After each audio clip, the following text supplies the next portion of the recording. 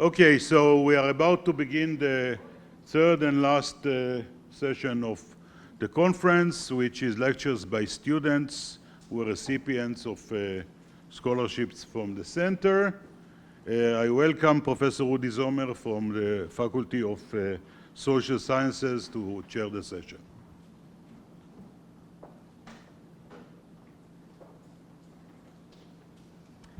Thank you, Itai. So this is the last session for the conference, and maybe the last session under the sponsorship of the center as a whole. So I think we all want to commend Itai for the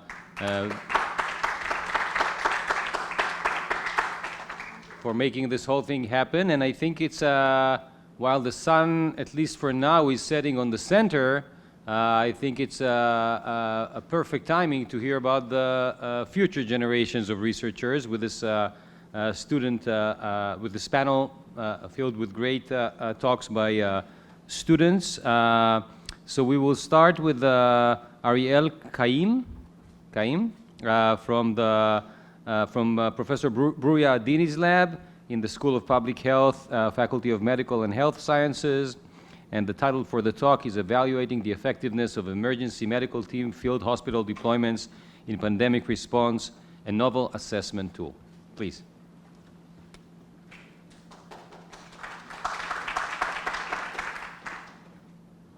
Okay, thank you very much. It's really a pleasure to be here today. And I'd like to start out also by thanking Itai and Yael for sponsoring this work. And we very much appreciate all of the work that the TCCP has done, and this work wouldn't be possible without it. In addition to that, I will start by saying, in my opinion, it's the most important thing that the hostages will return. Unfortunately, they weren't here already for 600 days, and we're waiting for them not yesterday, but now and today. And in addition to that, I would like to thank my mentors, Professor Bruya Adini and Dr. Moran Bodas. We're from the Department of Emergency and Disaster Management, and as mentioned, I will be speaking about a tool that we have developed to measure the effectiveness of emergency medical teams in pandemic response, and it's a novel assessment tool. Okay. So we know that the impact on healthcare systems during disasters is oftentimes what we see is overwhelmed healthcare systems. And really, COVID-19 had highlighted this. It had really exposed to us where our vulnerabilities are within our systems. And we know that more and more we will be finding that there will be these increased surge capacity challenges due to the increase in frequency and severity of disaster events. And beyond this, we really know that disasters can cause several key elements. So on the one hand, we know that we have a loss of essential utilities that may occur. In addition to that, disruptions in communication and technologies, also shortage of staffing and supplies, and as well as a compromise in the safety, security, and structural integrity of our facilities. So when we look also on the mechanisms behind how international and disaster relief looks, oftentimes what we see is that we start out at the local level. We start with local and national disaster response, but this can oftentimes escalate to international response. So international, in this case, emergency medical teams that will come and deploy their field hospitals as needed according to the capacities that are necessary. And emergency medical teams are actually going through a classification process by the WHO, a very rigorous classification process, in order to really standardize the international response that we're able to provide during events. And they play a very important role in the global health workforce. They're able to provide a range of services. So from what you see on the right-hand side, from type 1 mobile to specialized care teams. Type 1 mobile teams, oftentimes their strength is really their mobility. So they're able to reach hard to reach areas, while type 3 are the most complex, they're able to provide the most complex type of care with the highest capabilities. And in addition to that, we also have what are called specialized care teams. So here, for example, what you might find are teams that specialize in maternal health, rehabilitation, or even outbreak response. So they function, these specialized care teams can plug in to the different types of field hospitals. So let's say in the case of an outbreak, they're able to plug in into a type 2 beyond the normal capacity that that field hospital is able to provide. So when we look at field hospital challenges that were defined during COVID-19, we can break these into two key areas or key domains. This can be human resources and logistics. So we saw, for example, in the human resources element, we saw insufficient staffing levels, gaps in operational expertise, high staff turnover rates, and inadequate staff mobilization. And on the logistical side, we also saw what we saw, especially at the beginning of COVID-19, was a lack of medical supplies, unclear procedural guidelines, difficulties in predicting the number of patient admissions that we might encounter, communication breakdowns, and infrastructure deficits that we found. And really, what's key and what's unique about field hospitals is that they face unique physical and logistical issues. So we have a lack of conventional resources in the field, and we're necessitated basically to make use of the resources that we bring with us, both on the national level, but more so even on the international deployments. So it was identified during COVID that we have several key elements that we can improve upon: human resources, logistics, and structural challenges. Again, if we look at the international response, as mentioned, this lack of conventional resources makes the international response phase even more difficult and more straining. And what we found is that oftentimes there's a delay in EMT, emergency medical team arrival, with sometimes teams arriving, for example, after 1 week. Inability also of large emergency medical teams. If you deploy very heavy with a very large team, it makes it very difficult to reach highly impacted areas. But most importantly here is this misalignment of resources with the evolving needs that might occur as the event is ongoing. So what was our challenge at hand? To date, unlike our hospitals, there's actually no established evaluation paradigm available to evaluate EMTs, EMT field hospitals that are being deployed. And really, this is where the aim of our study came in.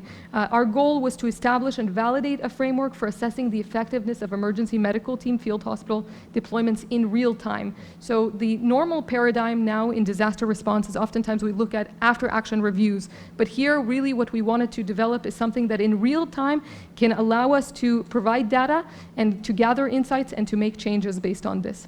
So what was our study design? This was a mixed methods research design, and I'll explain to you where we are now and where we're going as well.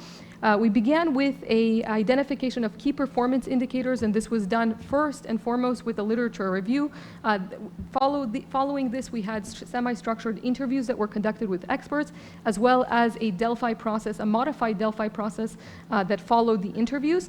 Then we were able to develop the actual evaluation tool, and following this, we had several experts, 5 to be exact, that had reviewed the full tool. And then we had actually pilot tested this with one mobile team that is actually in the process of going through classification process right as we speak by the WHO. So the full-scale exercise that the tool was piloted in, main focus was on initial outbreak response, and it was to an unknown, a disease of unknown origin, an infectious disease to unknown origin. And of course, the team, as always, consists of both the logistical members, the clinical members, and the management staff. So this is where we are right now. We had piloted the tool, and now, based on the feedback we received, we need to decide how we will modify the tool. I'll get to that towards the end.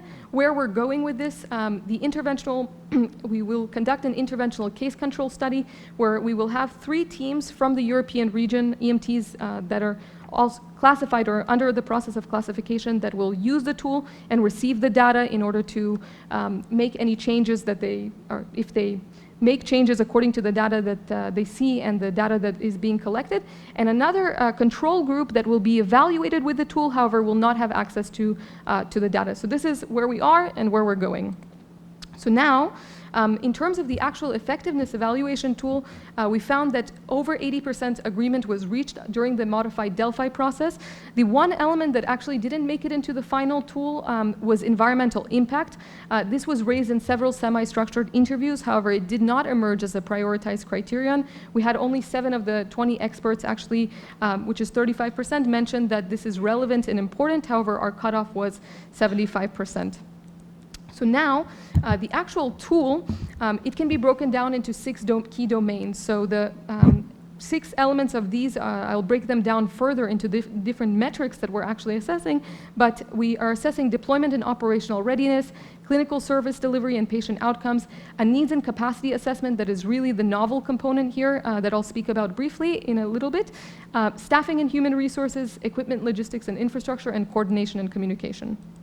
So now, just to provide you a snippet of how this tool actually, the data that we're collecting.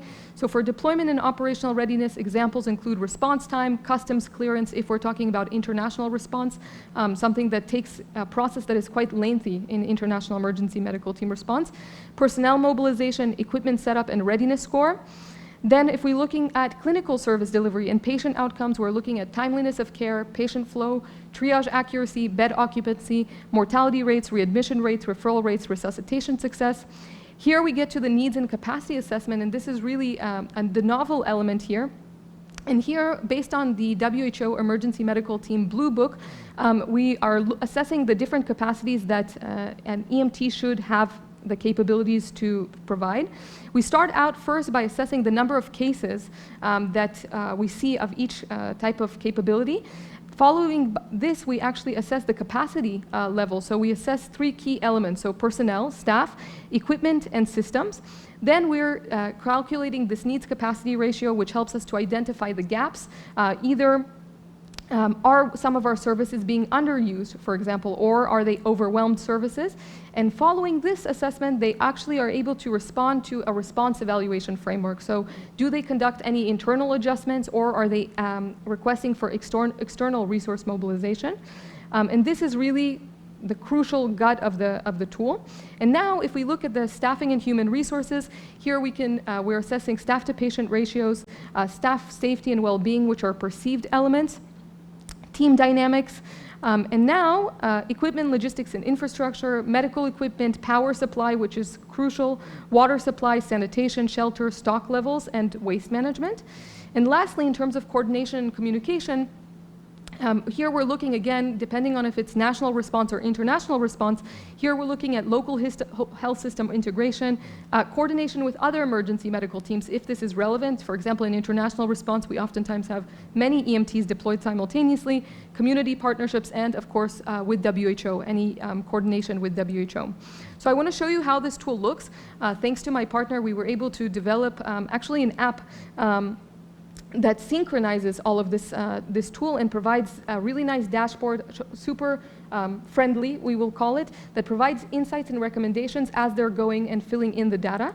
So I want to show you how this looks briefly. It's a short video. This is the dashboard, what you're seeing right now. This is what it looks when it's not filled out, so you see capacity strengths and weaknesses.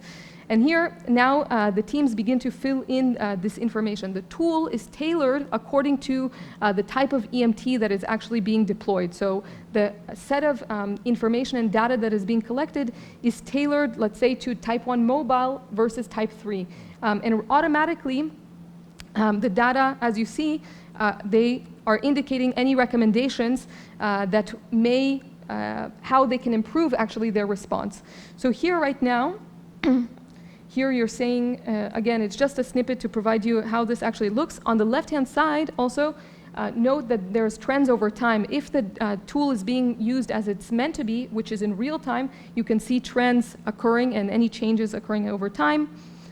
And right now, this is what you're seeing is actually the consumables being assessed for capacity as well. And shortly, this is the level of coordination with other EMTs, and accordingly, the score is always updating. So in real time, they're able to understand how are they actually performing and get insights as they go. So in a second, what you just saw right now is an example of the needs capacity assessment. And here, as mentioned, you see the daily caseload. So this is the number of cases that of this capacity that were needed. Based on that, afterwards, they calculate the capacity and a needs capacity ratio is computed. So now what you see right here is an example of a dashboard, of the dashboard of this tool. And imagine it as being a key decision-making tool for making really tomorrow's deployment more effective. So instead of continuing along the same pathway that you were going, here you can actually learn and make modifications according to the data and in real time. So just to provide some data from our pilot. Overall, the team was deemed very high. It had a very high effectiveness score, so 4.516 out of 5. If we look at the breakdown, depending on the overarching categories, the highest score here was deployment and operational readiness. They knew that this exercise was coming, so it was quite easy to score very highly in terms of this. But then, in terms of the lowest score, actually was found in coordination and communication. This likely is because of the fact that they were working in a silo on their own.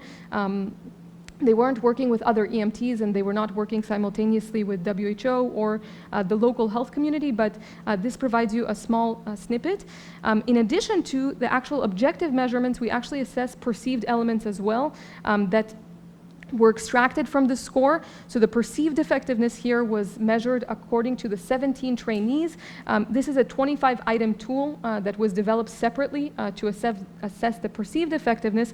And here the score was quite low, actually, 3.814.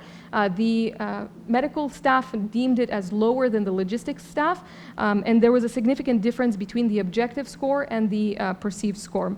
So what are some of our key conclusions? Really, the goal here is to provide this operationally focused assessment framework, and we believe that it will be a crucial step in improving emergency medical team deployments.